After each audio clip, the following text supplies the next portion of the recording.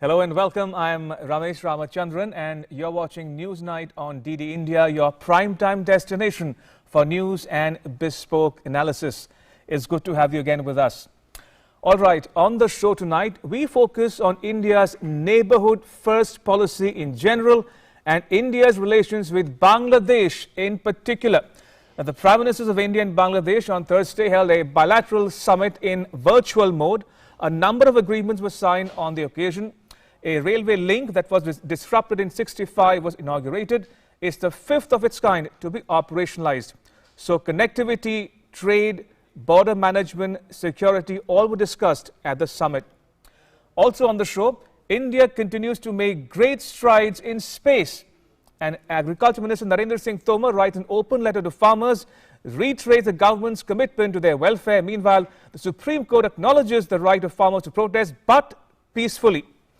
Plus, news and updates from India and the world, all that and much more coming up over the next 1 hour. But first, as always, the headlines. PM Narendra Modi says Bangladesh is a major pillar of India's neighborhood first policy, holds a bilateral summit in virtual mode with his Bangladeshi counterpart Sheikh Hasina. Haldibari-Chilahati railway line inaugurated, 7 agreements signed. PM assures Bangladesh of sharing COVID-19 vaccines.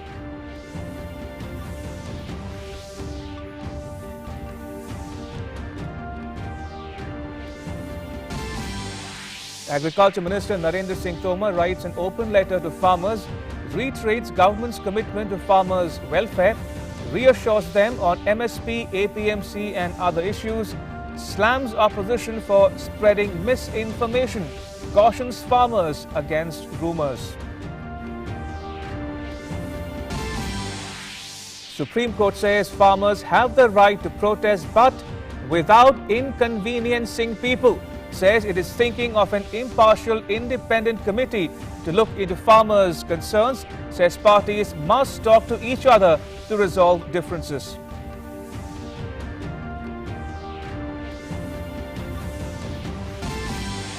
Indian Space Agency ISRO successfully launches a communication satellite from Sriharikota. Satellite to reach its specified slot in 4 days. It will provide telecom services including television, tele-education, telemedicine and disaster management support. Central government writes to West Bengal government to send 3 IPS officers on central deputation. Trinamool Congress party suffers another jolt. Former Minister Shuvendu Adhikari quits all posts and membership of the party. An election commission official visits Kolkata.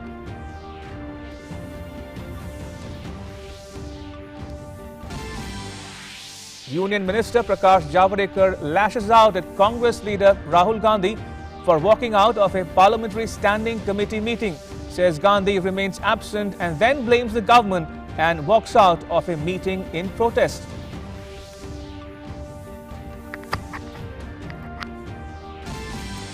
In cricket, India posts 233 for 6 in the Adelaide Test against Australia.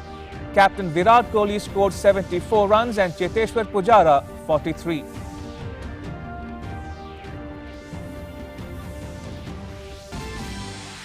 And Fiji declares an emergency as a potentially devastating cyclone approaches it, orders its entire population to take shelter, winds of up to 250 kilometers per hour and torrential rain likely.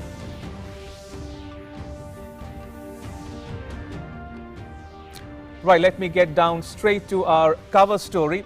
Now, India and Bangladesh on Thursday held a bilateral summit in virtual mode. Prime Minister Narendra Modi discussed bilateral, regional and global issues of mutual interest with his Bangladeshi counterpart Sheikh Hasina. Here's a report. These images highlight the deep friendship that exists between India and Bangladesh. They show the close partnership between the neighbors. Prime Minister Narendra Modi and his Bangladeshi counterpart Sheikh Hasina on Thursday held a virtual bilateral summit in which they inaugurated the Haldibari-Chilahati railway line. People would be able to commute using this railway line 55 years after it was disrupted. Prime Minister Modi described Bangladesh as a major pillar of India's neighborhood first policy. Bangladesh हमारी neighbourhood first नीति का एक प्रमुख स्तंभ है। बांग्लादेश के साथ संबंधों में मजबूती और गहराई लाना मेरे लिए पहले दिन से ही विशेष प्राथमिकता रही है। लैंड बॉर्डर ट्रेड में बाधाओं को हमने कम किया, दोनों देशों के बीच कनेक्टिविटी का विस्तार किया, नए साधनों को जोड़ा। यह सब हमारे संबंधों को और अधिक मजबूत करने के हमारे इरादों को दर्शाता है। Both sides held comprehensive discussions on various aspects of the bilateral relationship. They signed 7 pacts towards the end of the talks.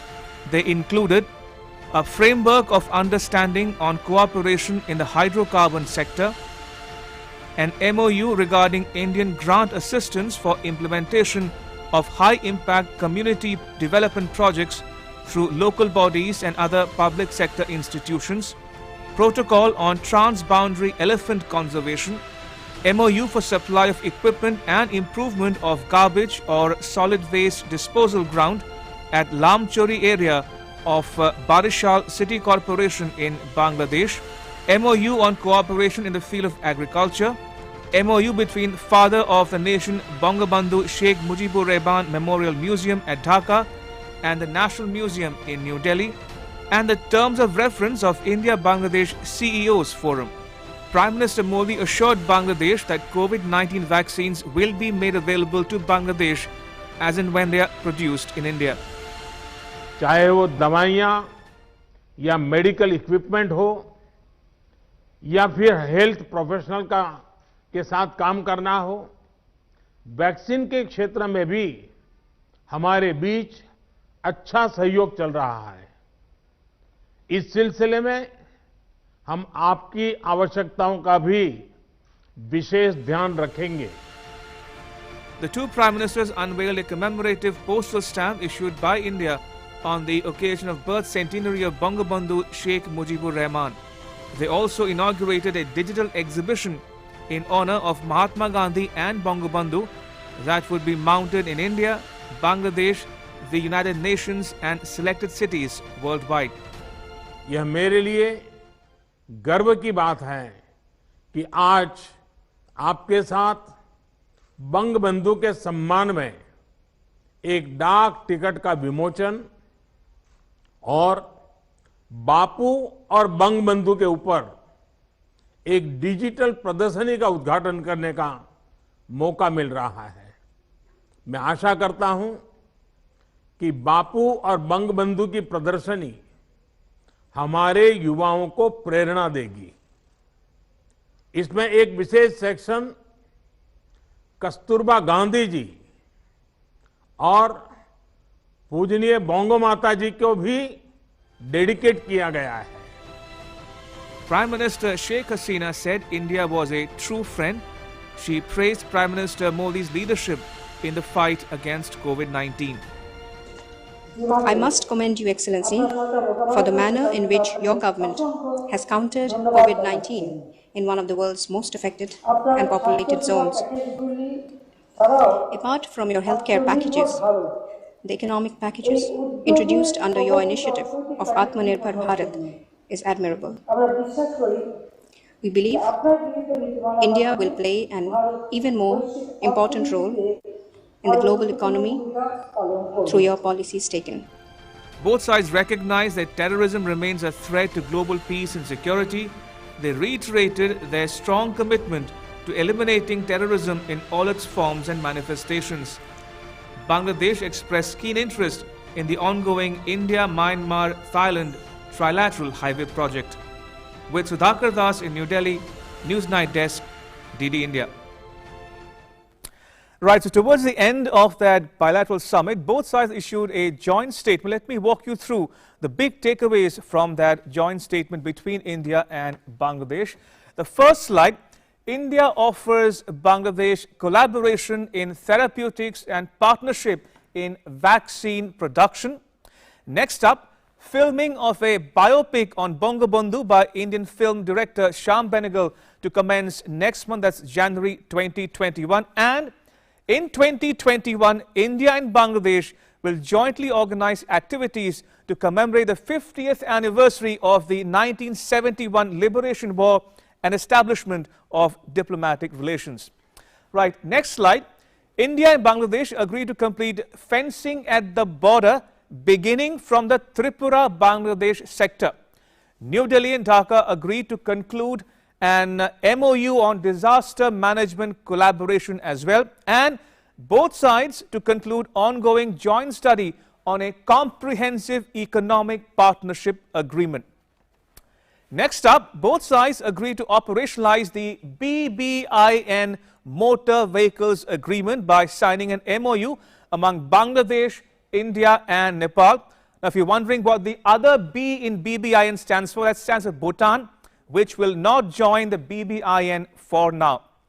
Next up, India asked Bangladesh to allow connectivity from Hili in West Bengal to Mahendraganj in Meghalaya via Bangladesh. And India reiterates its request to Bangladesh of having at least one land port with minimal negative list between each Indian state bordering Bangladesh, beginning with Agartala in the state of Tripura and Akhora in Bangladesh. And next up is the Sheikh Hasina government reminds India of the need for signing an interim agreement for the sharing of the Teesta River waters.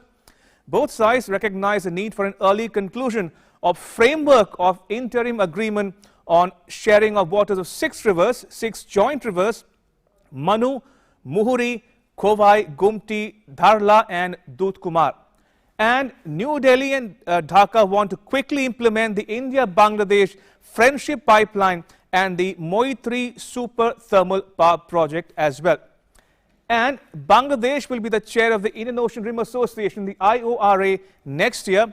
And last but not the least, Prime Minister Modi will visit Bangladesh in person in March next year. Right, joining me for more on this story is my colleague Rajesh Shah, joining us from Dhaka. Rajesh, good to have you on NewsNight. How has the Bangladesh government reacted to this summit, and what did the Bangladeshi media report about this summit in particular?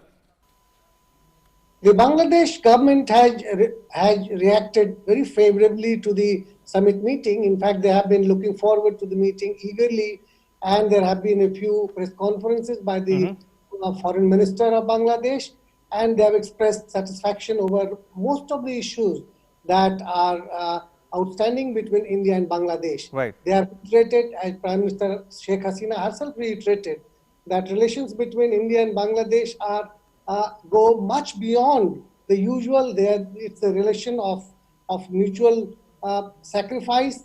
They are based on the contribution of India in the 1971 war, and it continues to become deeper and strengthened with each summit that takes place. Even on the contentious issues that come up between these countries, there have been progress, and India has made a significant announcement in terms of the river water the agreement on river water sharing, and how the meetings would take place soon. And these are the things that Bangladesh looks forward to, and there has been a general positive response to Prime Minister Modi and Prime Minister Sheikh Hasina's meeting today on the virtual platform. Right, Rajesh, when one goes through the draft of the text of the joint statement between India and Bangladesh, both sides covered a number of bilateral issues of mutual interest. They spoke about connectivity, they spoke about border management, security, defense, trade and investment, climate change, COVID-19 pandemic, disaster management, and of course the 50th anniversary of Bangladesh's independence coming up next year as well, for which Prime Minister Modi will be traveling in person to Dhaka. In your estimation, from Bangladesh's perspective, what are the big takeaways for them from this summit? And if you have heard from your sources in Dhaka in particular?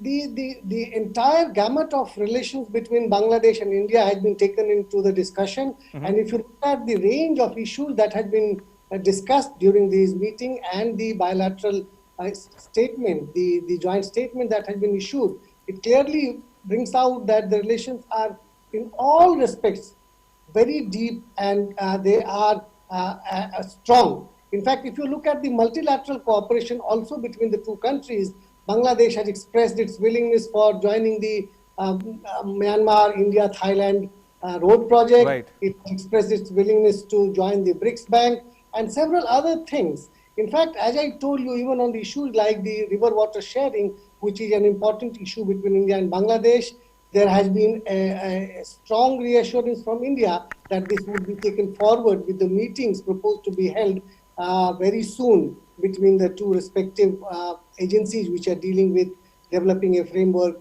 agreement on these issues. So overall, there has been a very positive response to the meeting, and it is hoped that when in March, both the prime ministers are going to meet in person, this process would be taken ahead even deeper.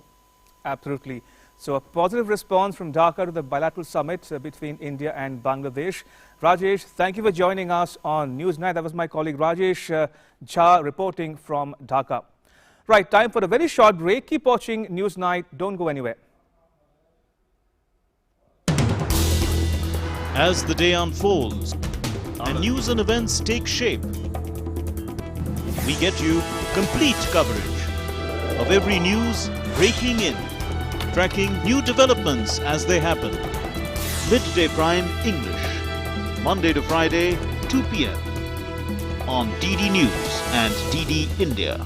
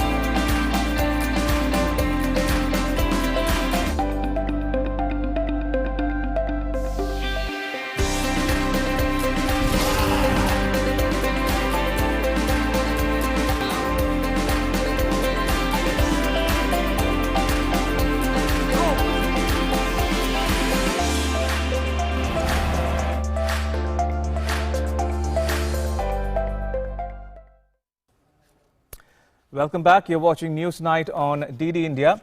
Time now for our In Focus segment, in which we are discussing about neighborhood first mantra to guide India-Bangladesh ties. Joining me are two very special guests, Ambassador Pinak Ranjan Chakravarti and Professor Harsh Vardhan Pant. Now, they need no introduction, but just for the benefit of viewers who might be tuning in from around the world, Ambassador Chakravarti is a former Indian High Commissioner to Bangladesh, is also a former Indian ambassador to Thailand. In fact, he has served in Bangladesh once before as well as Deputy High Commissioner between 1999 and 2002. So I can't think of a better person than him to talk to you, the viewers, about the current state of play in India-Bangladesh ties. And Professor Pant is Director Studies and Head of the Strategic Studies Program at Observer Research Foundation. The ORF is a privately held think tank headquartered in New Delhi. Gentlemen, welcome to NewsNight. Ambassador Chakravarti, if I can start with you. Now, India's two major policies, Neighbourhood First policy and Act East policy, both coming into play when you talk about Bangladesh and the summit that was held today.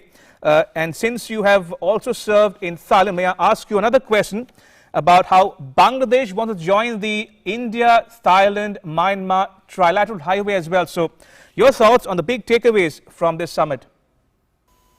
Well, I think connectivity is the first big takeaway because we started the fifth railway link between Shilahati and Haldibari. And there are more links that have to come up because we were very well connected before partition created a border. Right. And as far as the trilateral highway is concerned, it was only a matter of time and logical for Bangladesh to join it because Bangladesh also wants to look east in the sense that it wants better connectivity and facilities for trade and other interaction with ASEAN, for example. And if the trilateral highway comes into place, because I've seen it from both ends, from from Thailand as well.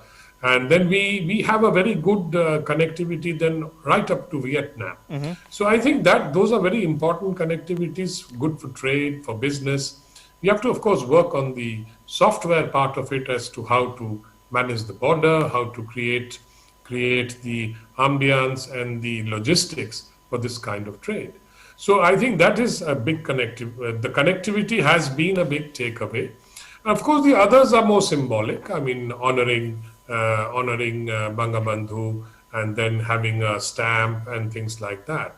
And of course, the pharmaceutical aspect of it. You know, pharma is a very big player also in Bangladesh. And I think the COVID vaccine that is coming will be a game changer if India is able to provide and successfully test it and provide it to Bangladesh. And I think agreements have already been signed for providing various doses. So it's very important now that, in the post-COVID kind of economic recovery that will come, healthcare will become a very important domain. And I think healthcare sector should get more sort of attention, because Bangladesh and India can cooperate very well in healthcare. And in fact, Bangladeshis who form the largest number of tourists who come to India, and many of them come for healthcare facilities, medical facilities. So I think this is an area which can be really expanded to the benefit of the common people, who can travel to India. We in fact developed the medical visa system precisely for this this category of people who come to India. So there is a vast domain that we can still progress, right. but a lot of it is getting more and more granular in terms of India, Bangladesh. The big things have been done, except perhaps for the river water sharing, which is a long-term, I think, complex and complicated issue, because there are a lot of ifs and buts there, a lot of things like which influence the flow of rivers, the availability of water, climate change, and agricultural practices and demands from state governments. Water is very complicated and it will take time, but it will be done, and I'm sure we will be able to Absolutely. push it through at some time in the future. Absolutely. Professor Pant, if one goes through the joint statement, the text of the joint statement, they've covered the entire range, the spectrum of issues of mutual interest, both Dhaka and New Delhi. But symbolically and substantively, what are the big takeaways from your perspective, from your vantage, especially the thought about concluding an agreement on the Comprehensive Economic Partnership Agreement, security, counterterrorism, border management, border fencing, and so on? Perhaps the biggest takeaway is the fact that India-Bangladesh ties are, expanding both in terms of the range, in terms of the breadth, in terms of the depth of the engagement, and that is, I think, very, very significant, because for a long time the perception was that there are some irritants in the relationship and they don't let relationship to reach its full potential. I think Sheikh Hasina government and Modi government both have demonstrated their commitment to this relationship and have underscored that New Delhi and Dhaka ties transcend in some ways the petty partisan issues, and therefore the relationship remains very, very robust. So the engagement that we are witnessing today, which is about the emerging areas, which is about connectivity, which is about connecting the two countries closer together, which is about energy cooperation and agriculture, which is about tourism and security. And I think all these areas are perhaps demonstrative of the reality that India and Bangladesh need each other. They are building on that foundation which was laid in 1971. And on that foundation, the two governments have tried to reconcile their differences as much as possible and build on the positive legacy of the past. And I think that's the most important aspect of today's engagement, and the fact that the vision that has been laid out for next year by Prime Minister Modi and Prime Minister Hasina, that also underscores that the two governments are celebrating their past in order to make sure that their future remains intertwined in order to ensure that together they will map out the challenges of the region and beyond. And I think that is why the issue of connectivity becomes so important. That is why the fact that Bangladesh is now intertwined in India's Act East policy becomes very important. As India looks to the wider Indo-Pacific through Bay of Bengal, Bangladesh would play a very important role, and Bangladesh wants to bind itself to that larger vision that India has for the region and the sub-region. And I think those are the areas, those are the potentialities in the relationship that perhaps the two sides want to explore and the two sides want to take forward. And next year, perhaps, as has been underscored, is going to be very, very important symbolically. And therefore, the roadmap that has been laid out is very significant and very, very important. Ambassador Chakravarti, another project which has immense potential for fostering connectivity and people-to-people ties and trade in particular is the BBIN Motor Vehicles Agreement. Now, the joint statement says Bangladesh and India in particular want to operationalize it as early as possible, along with Nepal. Now, is there a message somewhere in there for some other countries in India's neighborhood? Because this is a good example of sub-regional cooperation when in the face of some countries holding cooperation to ransom, projects such as BBIN are a good way out to resolve some contentious issues, isn't it? Well, the MVA and the BBIN, which was envisaged, I think Bhutan has dropped out for the moment. Hopefully, they will change their minds. So, but as we have seen that when in SAARC something doesn't work out, right, then you move to the sub-regional and bilateral domains to make progress on certain issues like connectivity. So I think what will happen now is that BBIN for the moment will become BIN, so that these three countries, that is Bangladesh, India and Nepal, will be able to proceed and utilize their. Nepal needs it also very.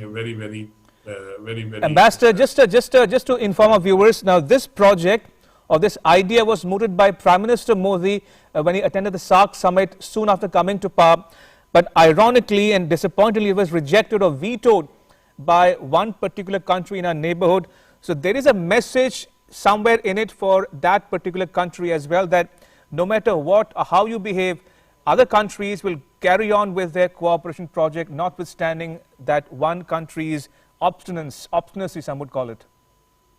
Well, I think in terms of relations with Pakistan, I mean, it can't get any lower, and I think we've just set it aside in the sense that we will deal with it later, whereas and it should not be an impediment to our making progress with our other neighbors, and indeed we have done so. There's talk of now railway connectivity with Nepal, and but I think what has happened, and I think this is one of the most remarkable things that have happened, that pre-partition railway connectivity is being now resurrected, and that is going to cause that is going to add to the business and the trade in terms of carrying containers by rail, in terms of passenger traffic, in terms of lowering the cost of doing business with Bangladesh. And that is very important, considering that in the future we are coming, there are special economic zones being prepared for Indian companies to come and invest. The power sector has seen remarkable sort of cooperation, and I think the pipeline which supplies petrol, oil, and lubricants from the Numaligarh refinery in Assam to northern Bengal is another connectivity. I think we might even give it a new name like pipeline diplomacy. So I think these are many of the things that are coming. And I think another thing that is going to happen is that the gas terminals, because we are increasingly importing gas, both Bangladesh and India. And I think that would be a very major development in terms of, basically, I think we are looking at a post-COVID economic revival where both countries are going to expand their economies and revive their economies, for which all these facilities are required: connectivity, energy, everything. All of this basically feeds into a growing economy. And that is what is the larger vision and the future that beckons both India and Bangladesh. Indeed.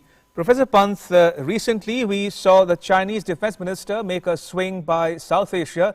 He visited Kathmandu and Islamabad, but he, for some reason, we are told, could not land in Dhaka. Now, what are we to make of China's ties or wanting to ramp up its ties in South Asia and Bangladesh in particular in terms of development of ports, in terms of maritime connectivities? How do you look at this dynamic in particular shaping up in the years ahead?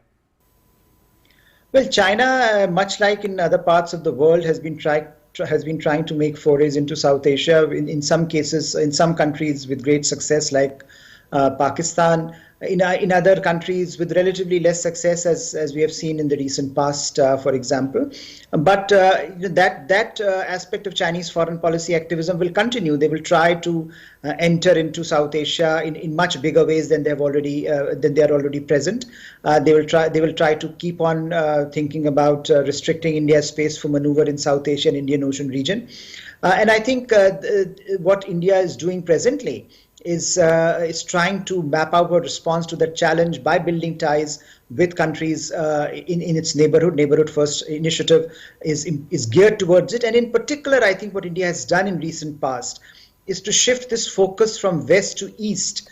This idea that BIMSTEC and BBIN and the Bay of Bengal maritime space is very, very important, considering that Pakistan does not let much happen on the other side. Therefore, the relationship with Bangladesh becomes so very crucial, and therefore Prime Minister Modi was very particular in pointing out how critical Bangladesh is for India's neighborhood first policy. Right. Because clearly China would try to enter that space, and India will have to make sure that its relations with these countries remain on an even keel and remain very productive, keeping in mind the challenges that the region is facing and will face in the immediate future in light of pandemic and in light of economic deceleration.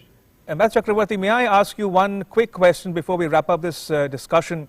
Now, India and Bangladesh are also important. A successful outcome of the resolution of the maritime boundary dispute over the last several decades. We resolved under the UN UNCLOS and the UN Convention of the Law of the Sea, and that's a good example for some other countries in the neighborhood to emulate, especially given the tensions in the South China Sea, where China in particular has sort of decided not to adhere to the Hague verdict on the South China Sea in particular. Yeah, I think when Bangladesh decided to go to the permanent court, to the arbitration tribunal, and India had to then decide what to do, I think that there was a policy decision in Delhi that let it go and we will try and sort it out there. Because India has had a history of going to the tribunal. If you remember way back, with Pakistan also in Kutch, for example, we had a tribunal and we accepted that. Again, the Indus Water Treaty was a internationally, arbitrated kind of treaty that we have followed. So I think it's not uncommon for India to go to, and India does believe in these international institutions that they do play a role, and the maritime boundary in which we did give away some space to Bangladesh, but it was in the overall sort of interest of maintaining a certain degree of stability with Bangladesh, and so was the land boundary agreement. So these were two major agreements which were hanging fire, and I think we got it out of the way, and finally I think those things have been settled and those irritants are out of the way. Right. So I think that was a good move on India's part to generally send a message to Bangladesh and to everybody else in the neighborhood that India is a willing partner and that India will be able to make concessions and compromise a bit in the larger interest of good and friendly neighbors. And so play by the rules as well, Ambassador. A rules-based order in particular. Absolutely. On that one, Ambassador Chakravarti and Professor Pant, thank you so much for joining us on NewsNight tonight. Thank you, appreciate it. Right, shifting focus to the other big story we are tracking here on NewsNight tonight. The Supreme Court on Thursday acknowledged the right of farmers to protest, but peacefully, without inconveniencing the people at large. It said parties must talk to each other to resolve the differences. The next report has more. The cacophony of farmer agitation and related issues reverberated in the Supreme Court on Thursday. At the outset, the court said that it acknowledges the right of farmers to protest, but it has to be non-violent. In a hearing conducted via video conferencing, the top court said the purpose of staging protest can be achieved if the farmers and the government hold talks. CJI S.A. Bobde further said, "We acknowledge the right of farmers to protest, but it has to be non-violent. We can't curtail the right to protest. We will not decide the validity of the laws today. The only thing which we will decide is the issue of protest and the right to move freely. Purpose of protest can't be achieved by sitting there. Parties must talk to each other to achieve purpose of protest. We are thinking in terms of an impartial independent committee." Attorney General K.K. Venugopal also put forward his views and added, "If the farmer unions are boycotting the talks, then forming a committee will not solve any purpose. The union should talk to the committee on each and every aspect of the laws. The farmers are adamant that the laws must be repealed. This attitude is causing a deadlock in the talks. Roads are blocked, and it's only in a war situation that roads of the city are blocked. Agitators are protesting without masks, and the crowds there can become infected with COVID-19. Meanwhile, union ministers continue to engage with farmers. Union Agriculture Minister N.S. Tomar reached out to farmers of Meerut via a DD News program and assured them that MSP will continue. मैंने लोकसभा और राज्यसभा के floor पर देश भर के किसानों को आश्वस्त किया था कि एमएसपी जारी थी, एमएसपी जारी है और आने वाले कल में भी एमएसपी जारी रहेगी। देश के प्रधानमंत्री नरेंद्र मोदी जी ने भी बल देकर पूरे देश को आश्वस्त किया कि एमएसपी जारी रहेगी, इसमें किसी को कोई शंका करने की आवश्यकता नहीं है। भारत सरकार प्रधानमंत्री नरेंद्र मोदी जी के नेतृत्व में किसान के और कृषि के हितों के प्रति पूरी तरह प्रतिबद्ध है और आने वाले कल में भी वो प्रतिबद्ध बनी रहेगी। इसका विश्वास सभी किसान भाइयों को होना चाहिए। फिर भी किसी किसान को अगर ये लगता है तो ये आंदोलनकारी किसानों से बात करते हुए हम लोगों ने कहा है कि अगर कोई किसान न्यायालय का रास्ता चुनना चाहता है तो हम उस रास्ते पर भी विचार करने को तैयार हैं। BJP state governments are also in constant communication mode on the matter. Chief ministers of Uttar Pradesh and Madhya Pradesh have started active engagements with farmers. प्रधानमंत्री जी ने तो किसान को स्वतंत्र कर दिया कि मंडी में चाहो तो मंडी में बेचो, मंडी चालू रहेगी, मंडी के बाहर बेचना मंडी के बाहर बेचो, फूड प्रोसेसर को बेचो, किसी एक्सपोर्टर को बेच दो, कोई अगर वेयर हाउस पे खरीदता तो उसको बेच दो लाइसेंस लेके, क्या दिक्कत है?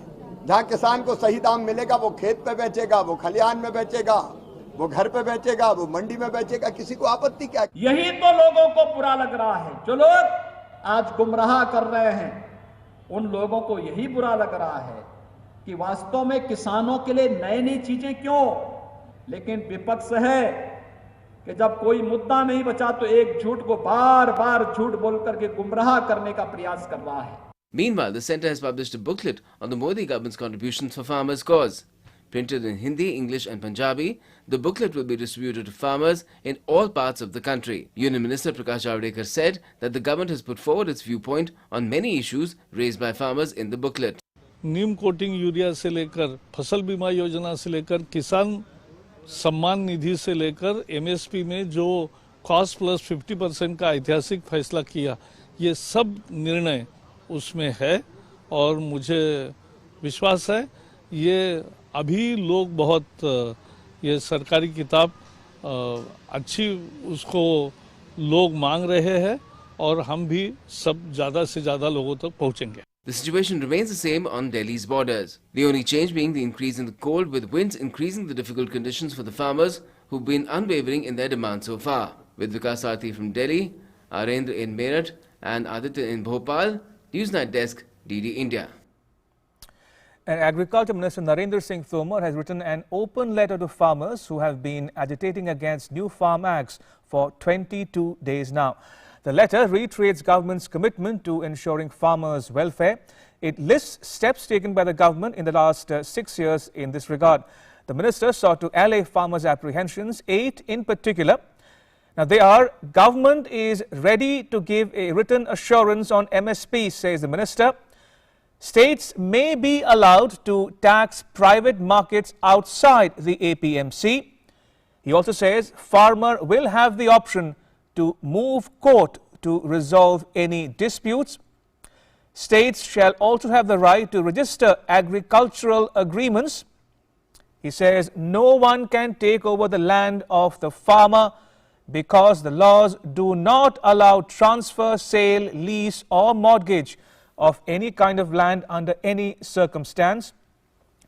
Contractors will not be able to make permanent change to the land of the farmer. Also, contractors will not be given a loan for temporary construction on farmers' land.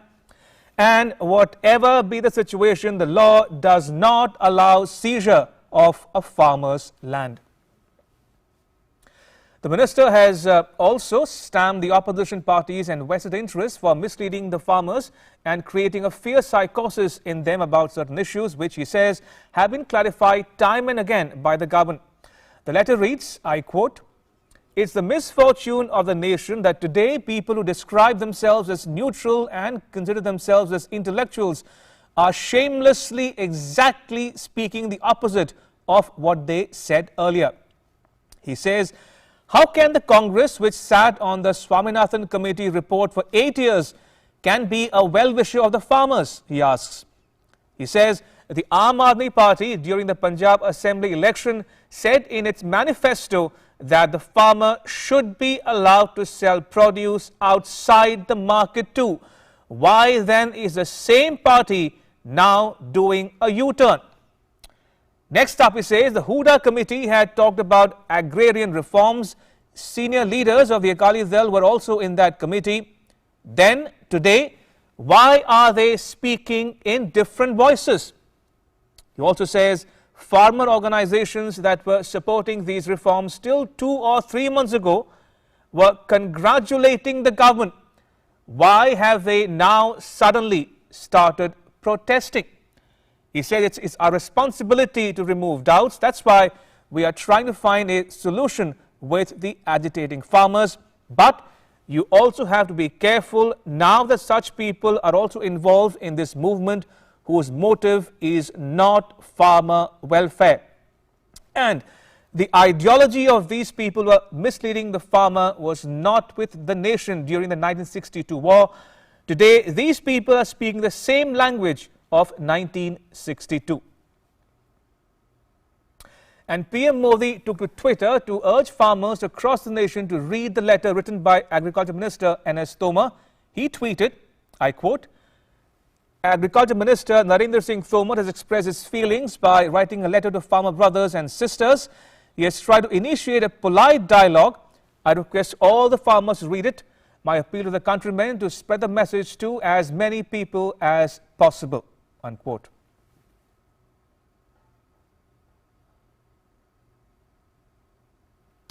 And continuing with its efforts to engage the farming community, the Prime Minister will address the farmer events to be held in Madhya Pradesh on Friday via a video conference.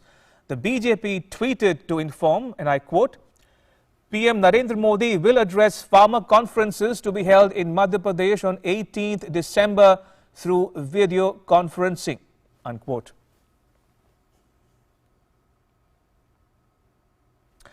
Right, moving on in other news, Indian Space Agency ISRO successfully launched a communication satellite from Sriharikota. The satellite will provide telecom services including television, tele-education, telemedicine and disaster management support. The 52nd mission of ISRO's workhorse rocket PSLV launched India's newest communication satellite CMS-01 into orbit as per schedule on Thursday. In a textbook exercise, the PSLV C-50 lifted off into the skies above Sriharikota at 3:41 p.m. and its various stages separated as planned before placing its only payload, the CMS-01, in pre-designated geosynchronous transfer orbit around 20 minutes after launch. The CMS-01 satellite will provide telecommunication services including television, tele-education, telemedicine and disaster management support. ISRO Chairman Dr. K. Shivan said the satellite had been injected precisely into its transfer orbit and its solar panels had been successfully deployed. Initial reports indicated that the satellite was functioning very well. The satellite is functioning very well, and another 4 days from now, the satellite will be placed in the specified slot in geosynchronous orbit. And subsequently, the satellite is going to function as the continuation of the GSAT 12 was launched 11 years back. I am sure that this satellite will be doing all the functions as planned successfully. CMS-01 will provide expanded and improved telecommunication coverage for both Andaman and Nicobar Islands as well as Lakshadweep, besides improved coverage over the Indian mainland. The CMS-01 will be a replacement for GSAT-12 that was launched on 11th July 2011 with a mission life of 8 years. Work is going on Chandrayaan-3, Aditya L1 and Gaganyaan besides the GSLV and SSLV missions despite the challenging COVID situation. We have a lot of work on hand to do. That is, we are having that activities like Chandrayaan-3, flagship program like Aditya L1 and Gaganyaan. It is activities, it is going on, and we have to have the missions at the earliest. And along with that, we have that our much awaited GSLV mission and SSLV mission, like the series of missions are on hand. Referring to ISRO's next mission, Dr. Sivan said the PSLV C-51 would usher in a new era of space reform in the country. It would launch the first satellite from a startup for Earth observation purposes, within just 8 months of the sector being opened up for private participation. With bureau inputs from Philip Matthews, NewsNight Desk, DD India. The Election Commission has started preparations for the upcoming West Bengal election. Deputy Election Commissioner on Thursday held meetings in Kolkata. Meanwhile, slugfest continues between political parties. Former Trinamool Minister Shubhendu Adhikari resigned from all party posts. The central government toughens its stand on deputation of 3 IPS officers as well. More in the next report. Political temperature is soaring ahead of next year's assembly elections in West Bengal. BJP has already begun its aggressive campaign in the state. Union Home Minister Amit Shah will be visiting West Bengal on Saturday. On the other hand, Deputy Election Commissioner Sudeep Jain held meeting with DM, SP and police commissioners of 14 districts on Thursday. The commissioner also met leaders of various political parties and administrative officials of North Bengal in this connection. Meanwhile, the state-ruling Trinamool Congress has suffered a major setback in the state. Its former minister Shubhendu Adhikari resigned from the primary membership of the party. He has already resigned from West Bengal Legislative Assembly on Wednesday, and it's believed that Adhikari can join the BJP soon. Trinamool Congress जिसको विरोध में जाते हैं उसका नाम false case देके डरा के अपना दल में लेना चाहते हैं, रखना चाहते हैं। जो लीडर टीएमसी से विरोध करते हैं उसका विरोध में भी फॉल्स केस देके उसको हैरेस करते हैं। इसलिए शुभेंदु जी ने जो बात बोला सही बात बोला।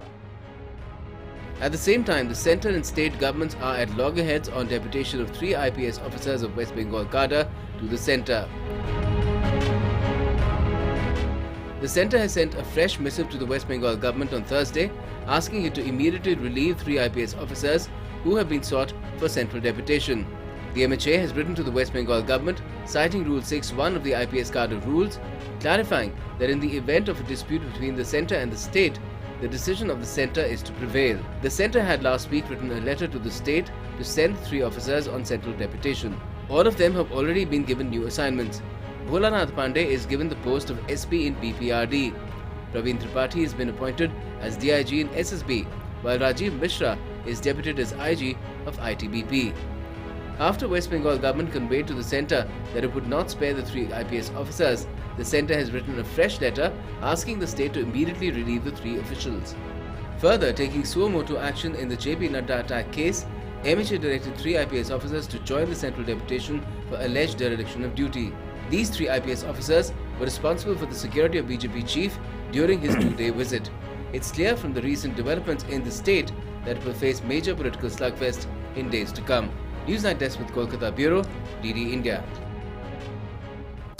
Now, India has maintained a very high recovery rate from COVID-19 besides a rapidly declining active cases and a low mortality rate. 24,010 new cases were reported in the last 24 hours. Recoveries continue to outnumber new cases. The total recovered cases are nearing 95 lakh and the recovery rate has improved to 95.31%. I repeat, 95.31%. Now, the rising recoveries have led to a continuous contraction of India's active caseload. India's recovery rate is amongst the highest in the world. Now, while the global figure for recovery rate is 70.27%, India is recording 95.31%. The US, Brazil, Russia and Italy are reporting lesser recovery cases. Now, India has registered a steady decline in the number of deaths per day. The case fatality rate is at 1.45%. It is consistently dropping. India's fatality rate is one of the lowest in the world. And cold wave conditions persist in much of northern India. Here's a weather report.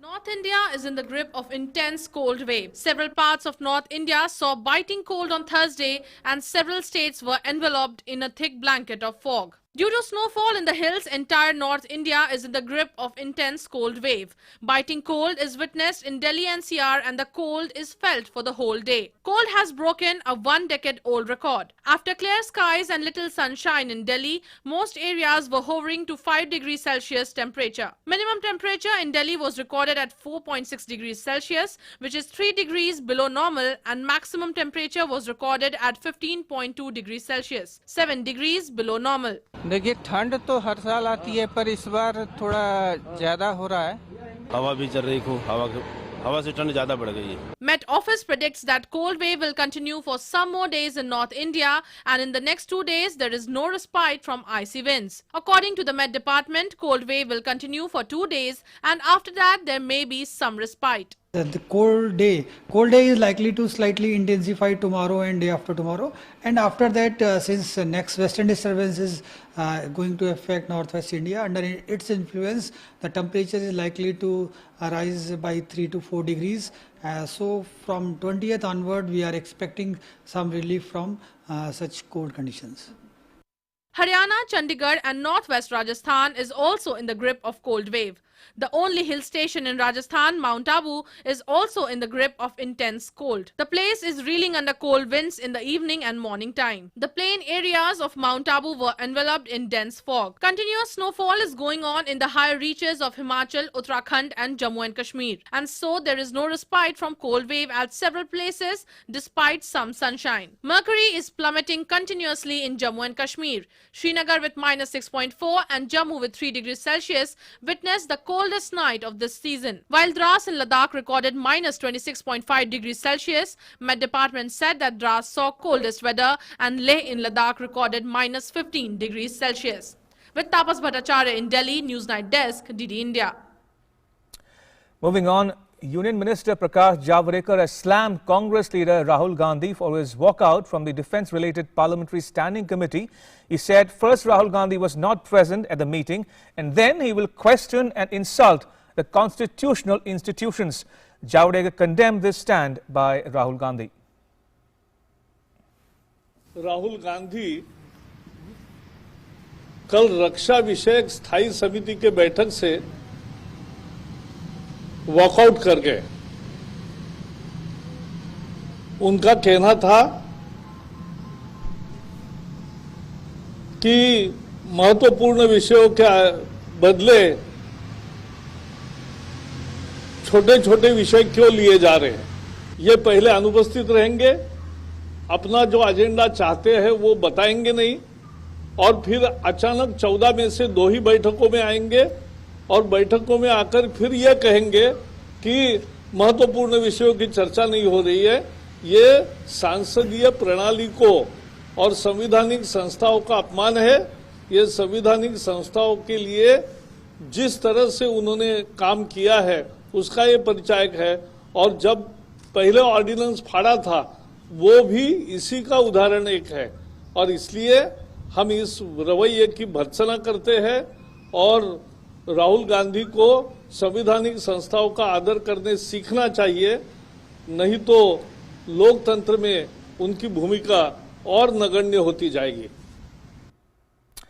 To world news now, President Emmanuel Macron of France has tested positive for COVID-19 on Thursday, the presidency said, adding that he would now self-isolate for the next week. Macron's office said he would isolate for the next 7 days and would continue to run the country remotely. Macron attended a European summit late last week at which he met a host of EU leaders to discuss the European Union's budget, climate change and Turkey.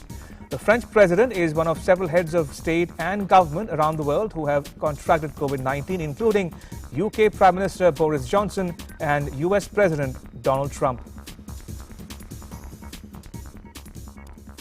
In Fiji, strong winds were seen on Viti Levu Island as the government there ordered its entire population to take shelter ahead of a nightly curfew. A Category 5 storm was expected to bring winds of up to 250 kilometers per hour and torrential rain across the South Pacific archipelago when it makes landfall. Fiji's meteorological service said storm force winds and heavy rains have already been recorded in some parts of the country. Meanwhile, heavy snowfall in central Japan and along the northern coast isolated communities on Thursday. It cut off power to about 10,000 households, prompting the government to call an emergency meeting to address the fallout. Heavy snowfall was centered on Niigata and Gunma prefectures, which saw about 2 meters of snow over 3 days. Over 1,000 vehicles remain stranded on closed roads. Britain and the EU are in the final stretch of talks to keep an estimated $1 trillion of annual trade free of tariffs and quotas beyond 31st December. The UK Prime Minister Boris Johnson said there was a good trade deal to be done with the European Union. Meanwhile, Bloc's chief executive said the UK and the European Union have moved closer to sealing a new trade deal, but it was unclear whether both sides would succeed.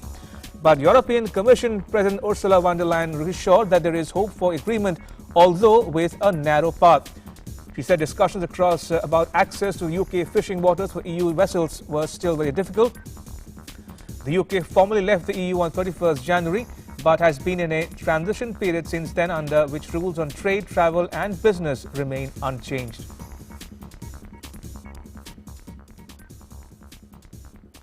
In sports news, India were 233 for 6 against Australia at stumps on day 1 in the day-night test of the 4-match series in Adelaide. Virat Kohli played a patient captain's knock of 74 and Rahane and Pujara gave him able support with gritty knocks of 42 and 43. Australian pacers bowled with a lot of venom. Mitchell Starc in his very first over of the day bowled an incoming delivery which kept opener Prithvi Shaw at bay and uprooted his off-stump. Mayank Agarwal also got out on a very sharp off-cutter from Pat Cummins. Later, India's middle order showed character and stabilized the ship, amassing a formidable total on the green top turf. That's a wrap. But news continues here on DD India. You can catch all the latest updates on our social media, mobile and digital platforms. But don't forget, it's a very simple task. Just wear a mask. Join DD India's Mask Up campaign to beat COVID-19. Thanks for watching. Bye-bye.